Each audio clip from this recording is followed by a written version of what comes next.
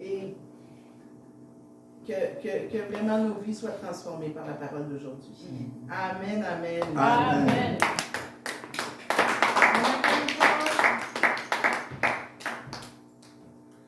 On acclame très fort le Seigneur Jésus. On acclame très fort. On acclame très fort. Frère Nathan, le micro. Gloire au Seigneur, gloire au Seigneur. Gloire au Seigneur. Tu peux changer le câble. Tu changes le câble comme on a fait la fois passée.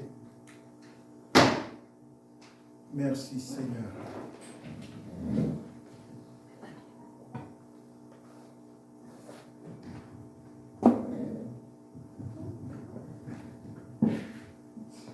Tu as changé le câble comme on a fait la fois passée.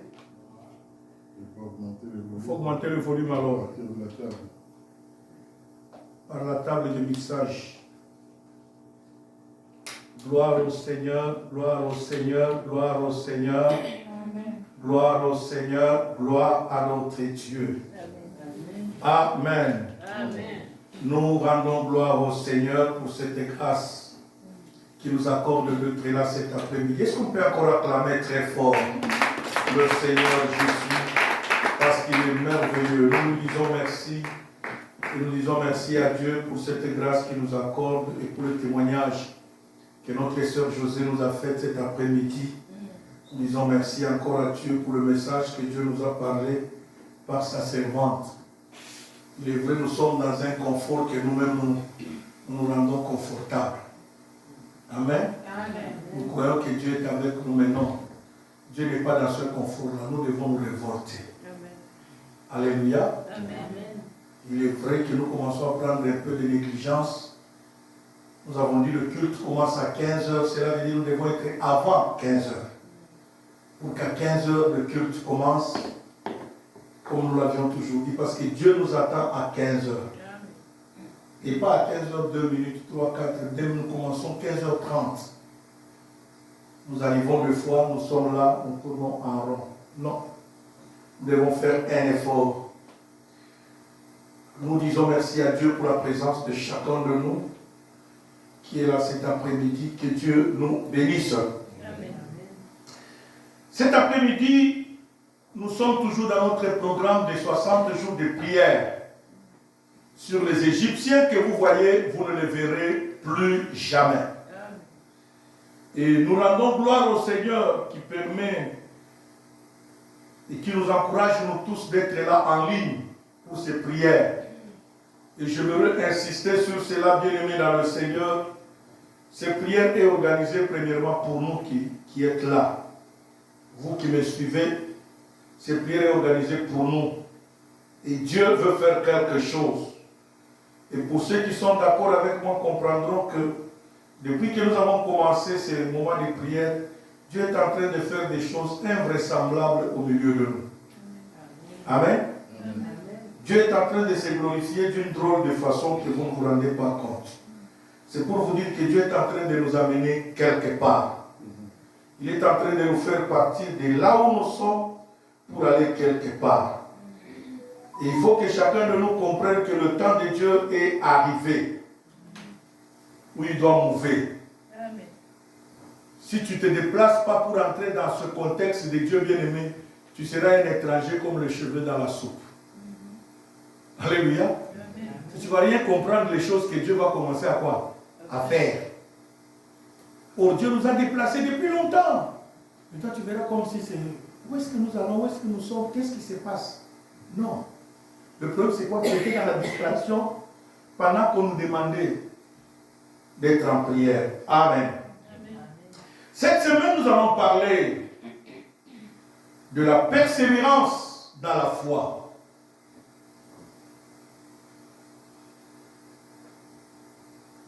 Quand Dieu dit à travers le texte de Exode chapitre 14, le verset 13, il dit: les Égyptiens que vous voyez, vous ne les verrez plus jamais. Si nous voulons suivre ce texte dans sa contextualisation, c'est un encouragement à la persévérance. C'est un appel à la persévérance.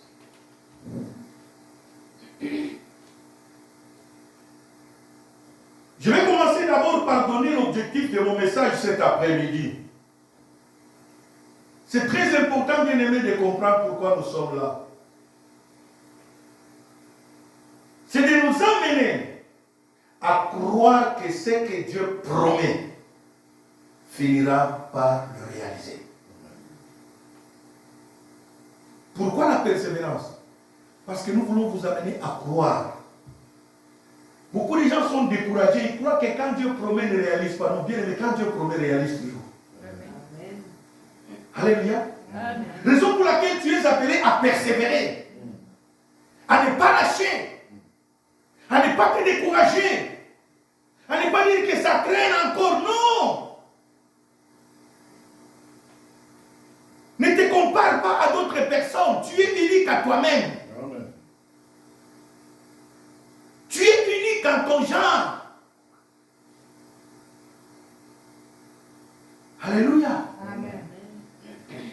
Mon message cet après-midi, c'est pour encourager quelqu'un. Pour dire à quelqu'un à ne pas te décourager. À ne pas fléchir. Même si ça traîne, tu vois que ça bloque. Non, persévère encore. Crois encore que Dieu qui a promis là ne ment jamais. Amen. Alléluia. Amen. Bien, le problème Israël ici, quand je vous dis que cette parole, quand nous la ramenons dans sa contextualisation, dans son contexte bien aimé, c'était une parole qui poussait Israël à persévérer. Pourquoi Moïse devrait dire ça? Parce qu'Israël venait de voir 10 plaies que Dieu a frappé l'Égypte. Moïse est allé voir Pharaon, libère le peuple. Pharaon a refusé. Dieu a dit à Moïse, prends ton bâton, pointe-la sur l'eau, et l'eau est changée en quoi? En sang. Pharaon a refusé. Quelques jours après, Moïse repart. Pharaon appelle Moïse. Moïse lève le bâton. La poussière se transforme en poux. Les sauterelles, l'Égypte a été frappée par 10 plaies. Et quand vous attendez par exemple même le miracle de l'eau là, tous ces 10 plaies là, ça s'est passé dans tout l'Égypte, sauf à Goshen, là où il y avait les enfants d'Israël. Quel miracle! C'est comme dans ta maison, hein? On frappe la famine dans ta maison. Prenons l'exemple de chez Papa Gabi. Vous êtes à combien dans la maison, Papa Gabi? 8, hein?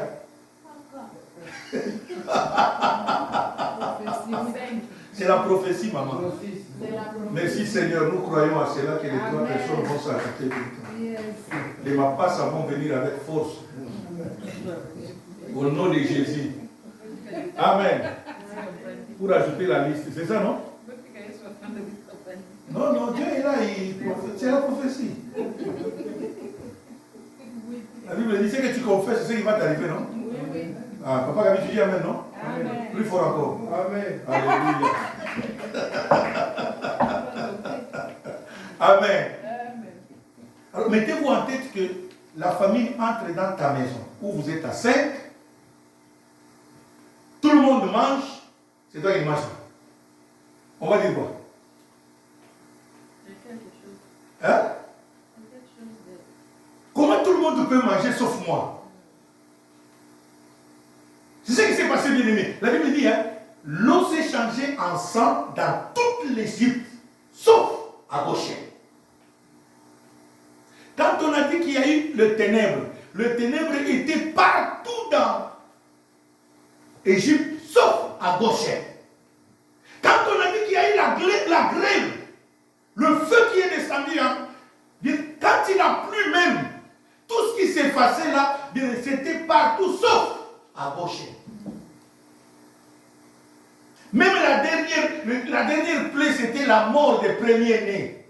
Dieu dit, hein, ça sera la mort de tous les premiers-nés en commençant des enfants, l'enfant de Pharaon, jusqu'aux animaux. Bien aimés, même les animaux ont mis le matin dans le deuil. Donc quand on dit même les animaux ont mis le deuil, même les fourmis, il y avait des deuils. Donc toute fourmi qui était l'aîné de quoi? De la famille, était quoi? Morte ce jour, parce qu'il s'est retrouvé où? En Égypte. de tout animal qui était en Égypte, bien aimé, a connu cette mort. Sauf à Goshen. Israël avait déjà fait ça. Ça devait les pousser à croire encore quoi? En Dieu. Mais ils arrivent au désert. Quand ils voient Pharaon avancer, ils commencent à... Moïse, qu'est-ce que t'avons-nous dit? Regarde la mer rouge. Où est-ce que tu nous amènes? Moïse dit, gardez silence. Et regardez la délivrance que l'Éternel Dieu va vous accorder. Car les Égyptiens que vous voyez, vous ne les verrez plus jamais. Voilà pourquoi je nous dis, bien aimé, que c'est une parole pour pousser Israël à quoi? À croire encore. Ce n'est pas que tu ne crois pas, je sais que tu crois. Mais quelque part, tu as fléchi dans ta foi. Amen. Tu regardes ta situation, tu regardes ta préoccupation, tu regardes ton problème, tu te dis, est-ce que Dieu me connaît encore? Alléluia. Non, ce soir, cette semaine, et même les intervenants pendant le moment de la prière, nous allons parler de la persévérance. Pour que les gens comprennent que Dieu est encore dans le business des miracles. Quand il promet, il n'est pas un homme pour mentir, ni un fils d'un homme pour se repentir. Ce qu'il promet, il va quoi? Le réaliser. Alléluia. Est-ce qu'on peut acclamer très fort le Seigneur? Le deuxième objectif que nous allons poursuivre dans mon message cet après-midi, c'est de nous amener à être davantage attachés à notre Dieu. Vous savez, beaucoup de gens ont lâché. Voilà pourquoi Dieu nous a parlé aujourd'hui, a révélé cela à sa servante, que nous aimons ce confort. Dites Amen. Même pour prier, bien aimé. Au lieu de se mettre, nous n'avons que deux positions. Ou tu te mets debout, ou tu te mets à genoux. Nous nous trouvons un confort à la maison, tu es beaucoup assis. À l'église aussi, nous sommes quoi? Beaucoup assis. Quel confort que nous prenons. Quel confort que nous prenons. C'est comme si nous sommes dans une salle de spectacle et nous regardons la sœur José qui nous conduit dans la prière. Non. Tu as quitté chez toi, tu dis que je vais à la rencontre de qui? De Dieu. Ou je dois me conformer. Voilà pourquoi Dieu a montré que nous sommes assis dans les fauteuils. Dans le sofa à la maison.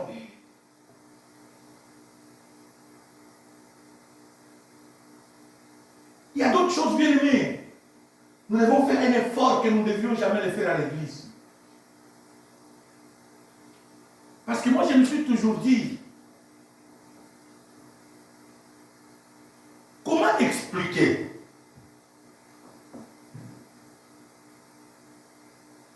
quand nous partons même dans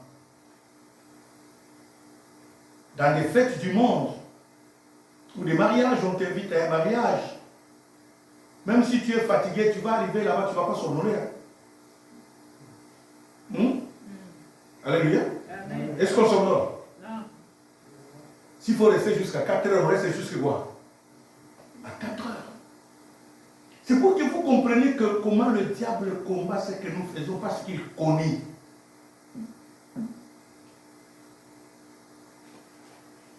Alléluia. Amen. Tu vas voir qu'à l'église, deux fois, on dit, mettons-nous debout pour louer le Seigneur. Quelqu'un est fatigué même pour louer quoi?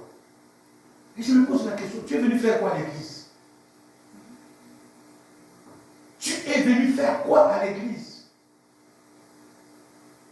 Et mon message cet après-midi, bien aimé, c'est de nous pousser à nous attacher encore davantage. Ne te décourage pas. Parce que ton problème traîne encore. L'exaucement de ta prière ne vient pas. Oh, l'année passée, cette année-là, j'avais prié, l'année passée encore, cette année encore. Ah, c'est comme si Dieu ne m'aime pas. Non, Dieu nous aime tous. Alléluia. Nous voulons nous amener à nous attacher à Dieu. Cet après-midi, je m'étais lancé pour faire un peu de recherche, à chercher à comprendre le mot persévérance. Qu'est-ce que ça veut dire?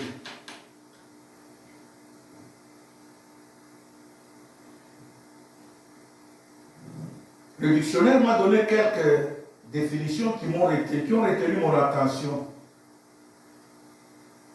Il dit persévérer ou persévérance veut dire entêtement.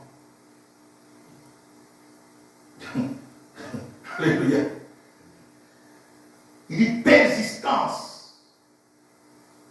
Moi, le mot entêtement m'a un peu encouragé dans cela. En d'autres termes, j'ai vu cela dans le sens, c'est-à-dire quelqu'un qui s'entête à faire des choses, à croire en Dieu. Pendant que les gens ne croient pas, lui, il fait quoi? En d'autres termes, il est téméraire.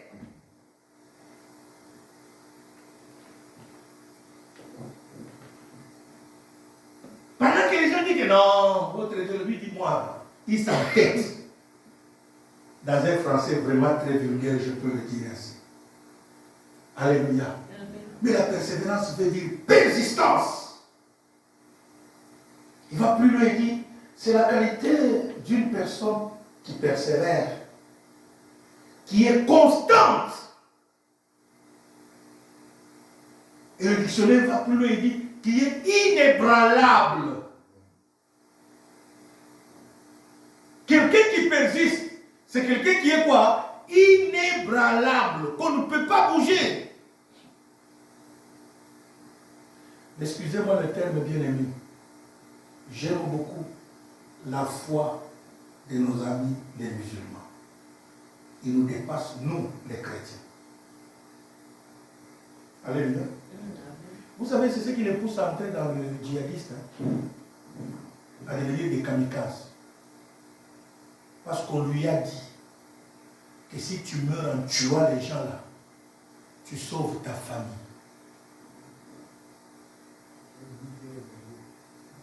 Et tu as quoi? En haut. Est-ce que vous comprenez? Bien aimé, quand vous les voyez mourir, soit disant qu'il y a quelqu'un qui a explosé, c'est exprès, ce n'est pas que non. Il porte volontairement, il accepte de porter quoi? Les bombes sur lui, et il vient, il se met dans une foule, et il appuie le bouton pas. Parce qu'il sait qu'en vous tuant là, regardez, ils ne font pas le deuil, hein. C'est un semblant de deuil qu'ils font quoi? Qu'ils font. Quand tu meurs comme ça. C'est chez nous, tu vas nous voir faire pratiquement une semaine, même un mois de quoi. Nous trouver les gens roulés par terre. Mais chez eux, ils ne se roulent même pas par terre. Hein. Ils pleurent comme par formalité seulement pour masquer les choses. Mais ils sont contents. Pour dire que notre famille est quoi? Ils sont téméraires. Persistantes. C'est pour ça que j'ai dit que j'apprécie beaucoup leur foi. Que nous les chrétiens. Bien aimé, j'aimerais insister sur cela. Quand Dieu promet, attache-toi à Dieu, ma soeur, mon frère. Et pendant ce moment de prière que nous avons, c'est encore une raison de plus que tu t'attaches à Dieu.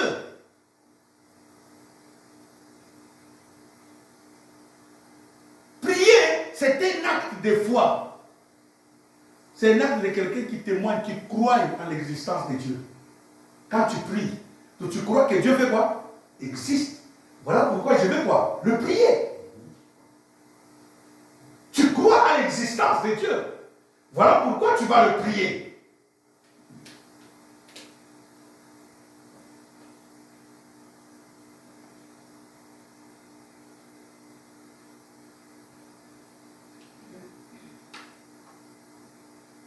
Une autre définition, il nous dit infatigable.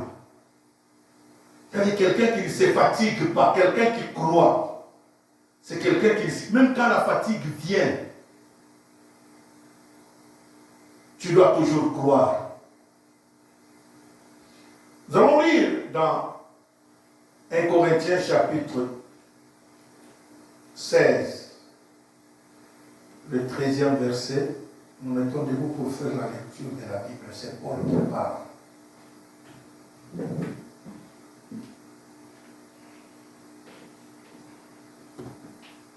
1 Corinthiens, chapitre 16, le 13e verset, la Bible déclare, veillez, demeurez fermes dans la foi, soyez des hommes, fortifiez-vous. Je répète la lecture. Veillez, demeurez fermes dans la foi, soyez des hommes, fortifiez-vous, parole du Seigneur. Amen. Veuillez vous asseoir. J'ai aimé ce texte quand je le lisais cet après-midi. Quand le Seigneur m'avait donné la parole, j'étais en train de préparer. Il y a quelque chose qui m'a tiqué dans ce texte. J'ai dit, mais qu'est-ce que Paul voulait dire? Il commence par dire, veillez, demeurez fermes dans la foi. Et puis il ajoute, soyez des hommes.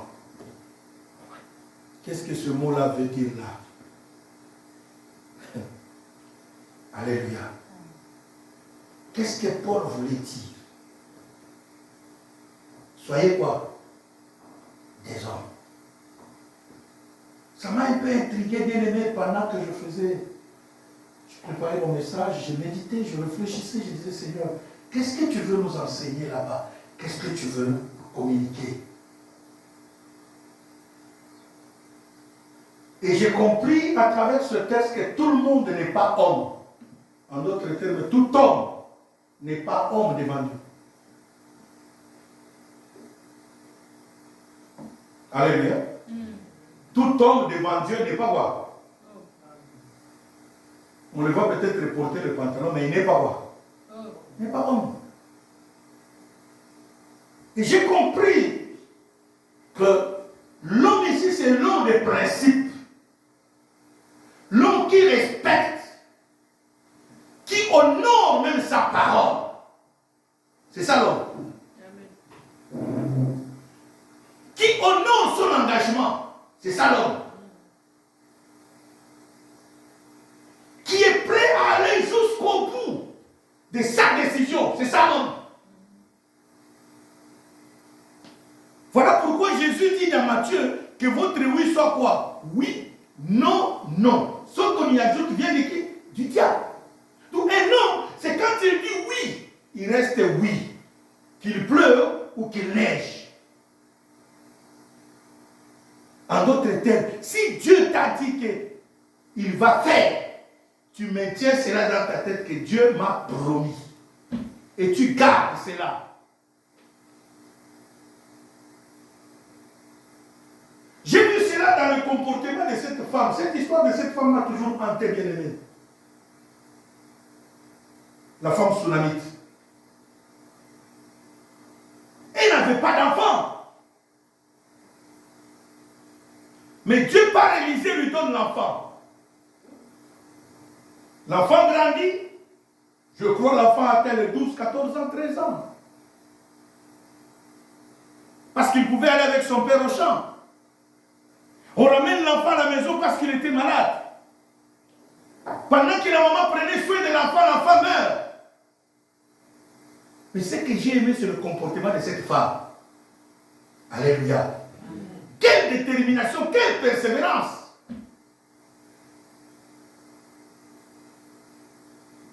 Elle était inébranlable, cette femme. La première des choses, l'enfant meurt. Elle prend l'enfant et elle dépose l'enfant sur le lit qu'Élisée dormait dans sa maison. Et la deuxième des choses, ce qui est important, c'est ça. Bien aimé, aucun signe extérieur ni intérieur ne montrait que cette femme a perdu quoi? L'enfant. Aucun signe. C'est ça un homme. Alléluia. C'est ça quoi? Parce que le fait de mettre l'enfant sur le lit d'Élisée, cela signifie qu'elle croyait que Dieu ne peut pas lui donner un enfant aujourd'hui et le tuer demain. Elle croyait au Dieu d'Élisée. Elle croyait que le Dieu d'Élisée allait ressusciter cet enfant. C'est ce qui nous manque aujourd'hui, bien-aimés. On peut être en prière, on peut prophétiser sur toi. Tu crois, tu dis Amen. Mais quand tu sors de la prière, tu te décourages encore. Voilà ce qui nous bloque, bien-aimés. Ce soir, je viens dire à quelqu'un, ma soeur, mon frère, ce n'est pas le temps de croiser les bras, c'est le temps de persévérer. De demeurer inébranlable devant Dieu. Même si on t'apporte une mauvaise nouvelle, ne décourage point. Crois que Dieu est capable de changer ma situation. Quand il a promis, il va le réaliser. Il est vrai que le médecin m'a déclaré que je suis incurable dans cette maladie. Mais la Bible me dit le contraire. Attache ta foi à la parole de Dieu et crois avant que tes cheveux ne tombent dans la tombe. Dieu va opérer un miracle.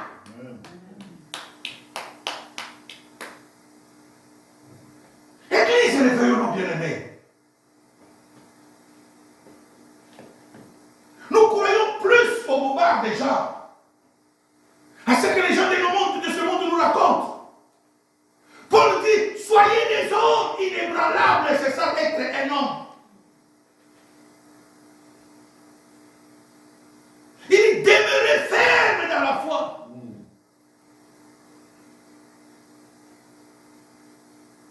Demeurez ferme. Quand Paul arrive à dire demeurez ferme, il y a le mot demeure. En d'autres termes, s'asseoir dans la foi. Alléluia. Alléluia. Il dit quoi? Assois-toi quoi? Dans la foi. Dans la foi. Pour dire que sois inébranlable, ma soeur, mon frère. Que les gens parlent, tu es là. Que les gens ne parlent pas, tu es là. Qu'il pleut, tu es là. Qu'il ne pleut pas, tu es là. Alléluia. Alléluia. C'est ça être un homme. Quand Paul dit demeurer dans la foi, soyez quoi? Des hommes. Qu'est-ce que Dieu t'a promis? Personne ne me dira que Dieu ne l'a pas promis. Alléluia. Amen. Personne. Des fois, j'ai toujours exagéré, bien aimé. Est-ce que vous savez que la plus grande prophétie, c'est la parole de Dieu? Amen. Donc, si même un prophète ne t'a pas donné un message prophétique, ou toi-même tu n'as pas rêvé tout ça là, mais il y a un verset de la Bible qui parle de ta situation. Amen. Et ça, c'est la plus grande quoi? Promesse. Est-ce que tu peux croire à ça? Est-ce que tu peux attacher ta foi à ça?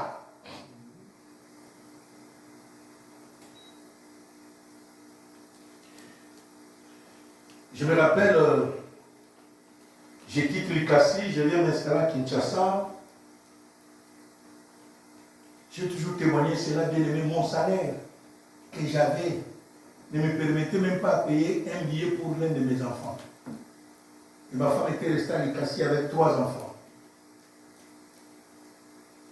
Si j'ai un salaire qui ne permet pas d'avoir même pas un billet d'avion pour un enfant, c'est seulement pour 4 personnes où la situation devenait de plus en plus quoi? Compliquée. Et là, le diable, comme vous le connaissez, il est champion en colportage. Il commence à parler. D'autres suivaient même des témoignages qui arrivaient aux oreilles de ma femme. On lui dit que oui, toi là, avec les belles femmes qui sont à Kinshasa, ton mari va t'abandonner. Alléluia. Ça devenait de plus en plus. Mais ce que j'ai aimé, bien aimé, c'est quoi? Dieu m'avait fait grâce et demeurer. Quand on dit assois-toi dans la foi, assois-toi. Amen. Je ne me suis pas accroché à une prophétie d'un prophète. Ce n'est pas que je banalise les prophètes, non. Mais je me suis accroché à la parole de Dieu. J'ai donné les affermissements à un frère qui était professeur à l'université. Il venait chaque mercredi à notre bureau de Full Gospel. Et un jour, il vient, il me dit, mais homme de Dieu, tu te présentes toujours que tu es marié, mais je ne vois jamais ta femme dans les réunions. Qu'est-ce qui se passe? Je dis, non, ma femme est encore à l'Ikassi avec les enfants. Mais quand est-ce qu'ils vont venir? Vous savez, comme j'ai été enseigné de confesser toujours positivement, sur place, n'est-ce pas, honnêtement parlant, j'avais même pas idée de préparer le voyage de ma femme à cette époque. Mais c'est la confession de la foi qui a changé mon idée dans la tête. Amen. Dites Amen. Amen. Quand le monsieur me pose la question, c'est comme quelque chose qui est venu me réveiller. Et je lui réponds, je dis, non, je suis en train de chercher les compagnies d'aviation, où est-ce qu'on va me donner moins cher, parce que normalement, étant membre du Full Gospel, et c'est vrai, étant membre du Full Gospel, j'avais 35 ans de réduction sur le billet de chaque personne. Et je lui dis que non, je suis en train de chercher. C'est quand il est sorti, je me suis dit, qu'est-ce que j'ai dit? D'où je suis obligé de voir, de sortir. Et je suis sorti, je me suis pointé chez Sibé Zahir, pour poser la question de billet. Et lui, quand je lui ai dit ça, il me dit, donne-moi les âges de tes enfants. Tu as besoin de combien de billets d'avion? J'ai un ami qui travaille, c'est un chef d'agence d'une compagnie d'aviation. Comme ça, je vais aller le contacter pour toi. Il va nous dire combien tu pourras avoir. S'il peut nous faire la réduction, il va nous dire. Je lui ai donné ça. J'ai écrit le nom de madame et le nom de mes 3 enfants, avec leur âge. Je lui ai donné. Il est parti avec ça. Il revient. Avant qu'il revienne, sur place, quand il est sorti, ça m'a fait un déclic bien aimé. Ça m'a poussé à entrer quoi? En prière. Je suis entré en prière de jeûne le lendemain jeudi. J'ai décrété un jeûne, je me suis interné chez les protestants. J'ai pris le texte de Matthieu 19, où il est écrit que personne ne sépare donc ce que Dieu a quoi? A uni. Seigneur, comment toi ton œuvre aujourd'hui va quoi? Me séparer de ma femme et de mes enfants. Parce que le salaire que je touche là ne fait même pas un quart d'un billet. Alléluia. Le salaire ne faisait pas quoi? Un quart d'un billet.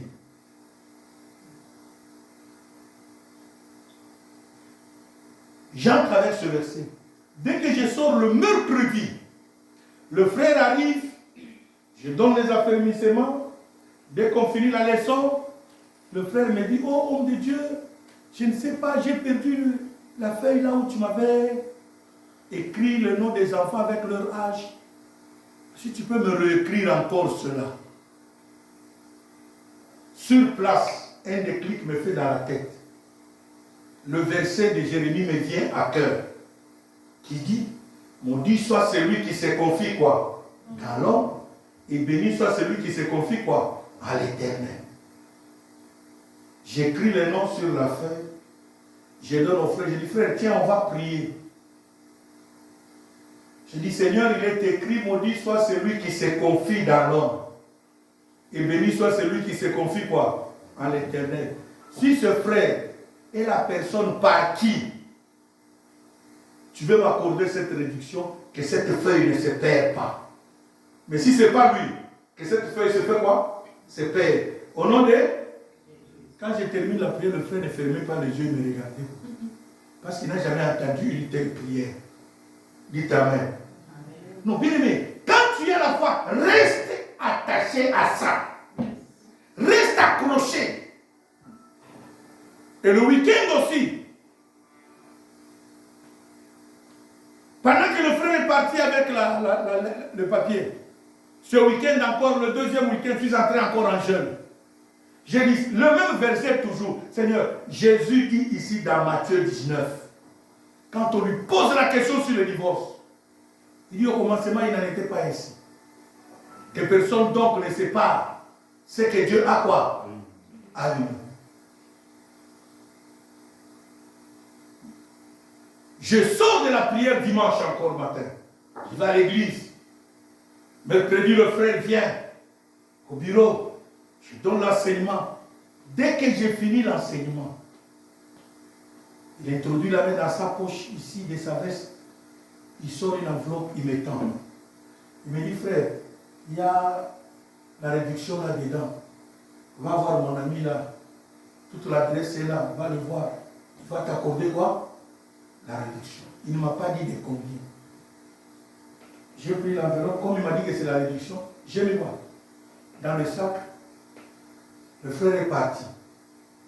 J'ai voulu sortir du salon parce que c'est au salon de notre bureau que je lui donnais les enseignements. Une fois, il me dit, mais vérifie un peu ce qu'on t'a donné. Alléluia. Dès que j'ouvre l'enveloppe, c'est 4 billets d'avion Lubumbashi Kinshasa. Avec le nom de tous les membres de ma famille. Amen.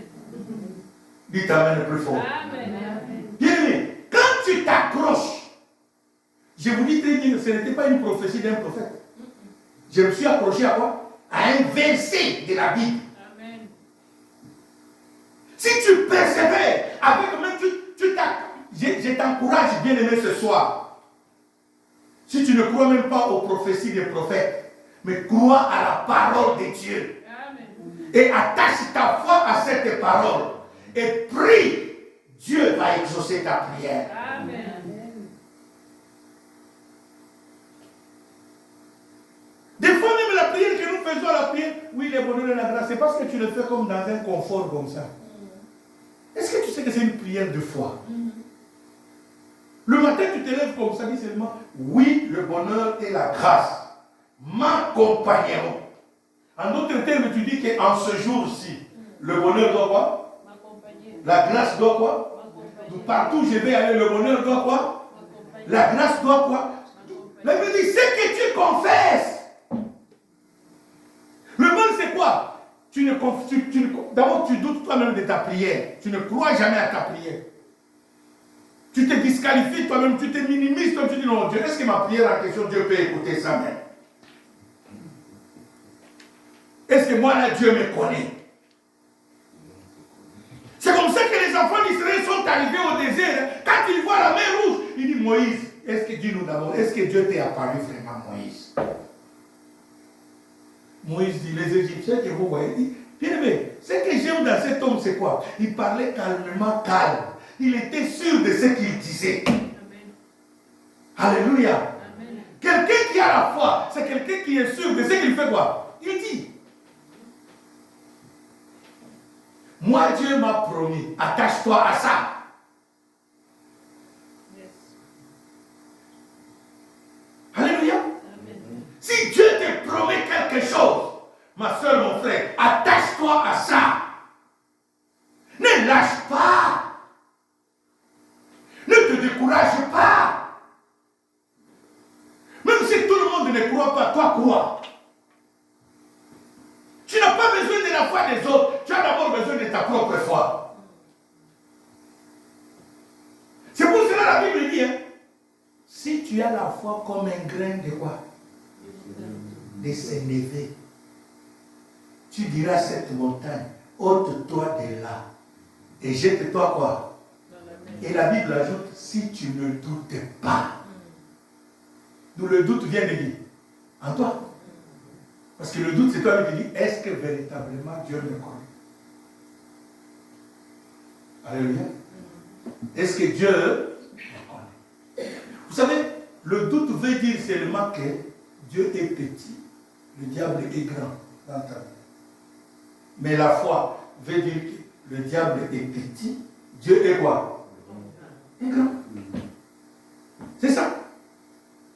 Quelqu'un qui doute, cela veut dire pour lui Dieu est quoi? Est petit. Mais quelqu'un qui croit, lui dit que Dieu est quoi? Cela veut dire devant ce problème, Dieu va réaliser. Ce matin encore, quelqu'un m'a envoyé une image qui m'a fait rire. Mais c'est ce qui était caché derrière cette image que Dieu voulait m'enseigner, qui m'a aidé. C'est deux personnes qui s'est bagarrées. Et les deux personnes qui s'est bagarrées, c'était quoi? L'autre était un né.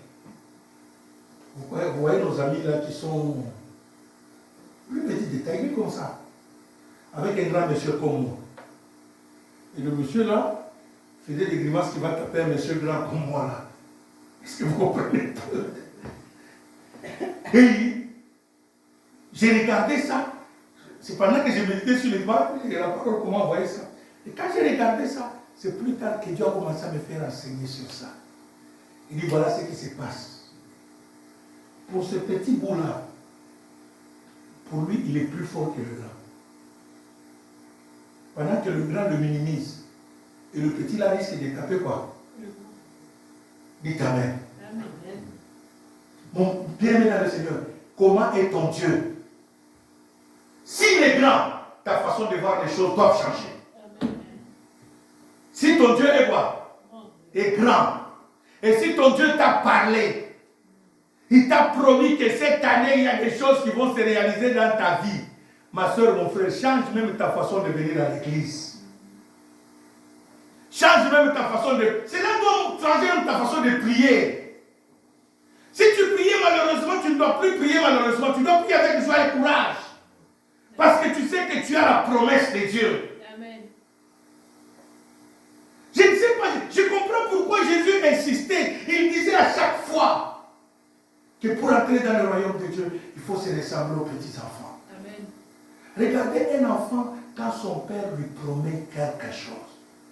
Même si son père ne travaille pas, là ce n'est pas son problème. Son problème est que maman m'a promis. Papa m'a promis. Quel est l'argent ou pas, ce n'est pas mon problème. Comment il va avoir l'argent, ce n'est pas quoi mon problème. Moi, mon problème, mon dossier doit être quoi résolu. Yes. C'est ça un enfant.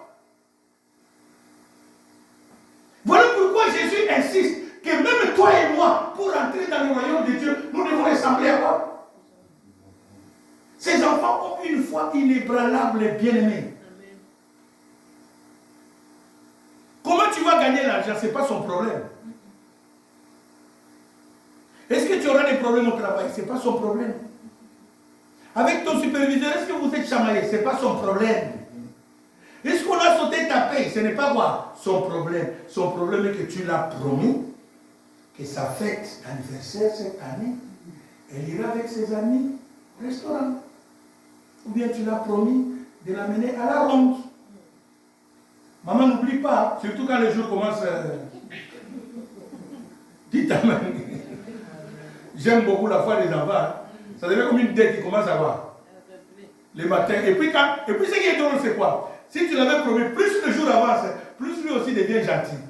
Est-ce que je vais avoir un verre d'eau? Oui, maman. Il t'apporte. Oh, des fois, quand tu lui envoies, il boudait avant. Hein? Mais parce que tu lui as quoi promis, cet enfant change aussi quoi. Est-ce que je peux voir ça? Est-ce que tu peux m'aider à faire ça? Là, il va le faire vite parce que si je refuse ici, là, ce qu'on m'avait promis, là, ça risque de ne pas voir. Mais pourquoi nous ne pouvons pas changer aussi notre comportement devant Dieu bien-aimé? Amen. Comment nous ne pouvons pas? C'est ça ce que Dieu attend de nous. Yes. Regardez les enfants bien-aimés. Ils changent catégoriquement quoi. Il devient gentil. Il devient tout ce que tu vas lui demander, va voir.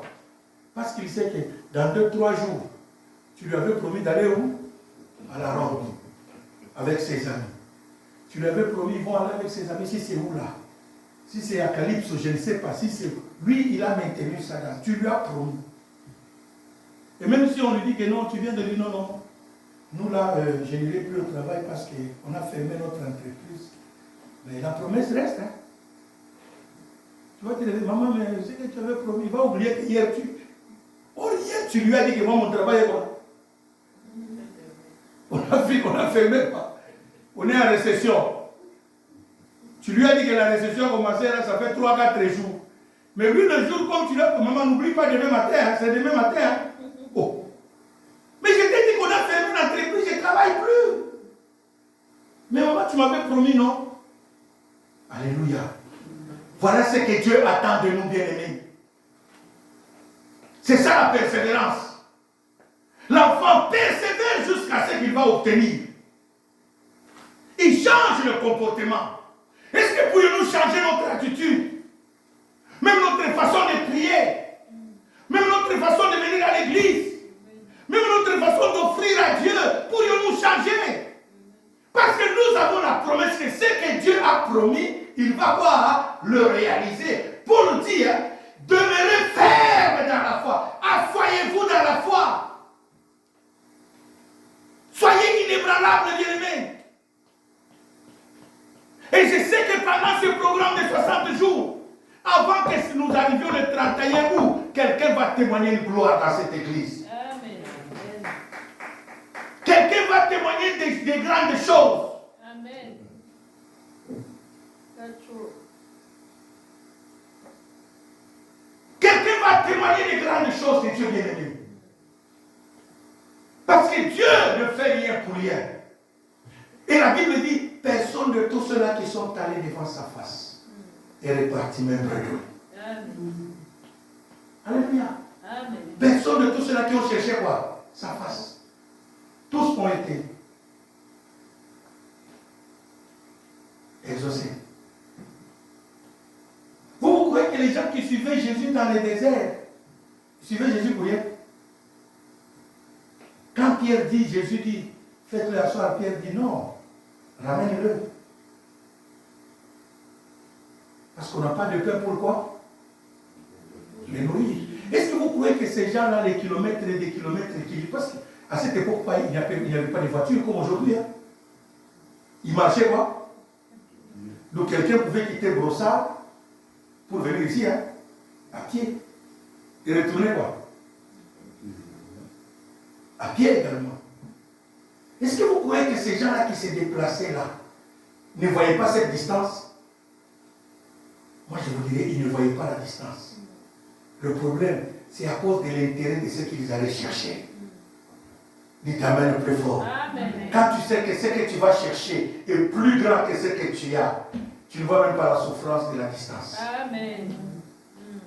Dites Amen le plus fort. Amen. Tu ne verras pas quoi? Les douleurs de la distance.